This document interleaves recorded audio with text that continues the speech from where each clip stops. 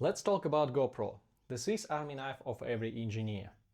Most of you have already used action cameras for your holiday footage or time lapses, or even to stabilize the footage of your main camera. But is this really everything this little brick can do? To capture nice shots, action cameras pack a lot more than meet the eye: a GNSS antenna, a temperature sensor, a gyro, and a 3-axis accelerometer. And that's on top of recording in 4K at 60 frames per second. Yet, many people complain it overheats. Mate, it's not even the summer here in Australia, and I'm overheating. The gyro and accelerometer sensor records 200 measurements per second, which is how it stabilizes the footage, even the slow-mo shots. So let's have a look at what engineers can do with all this hidden data.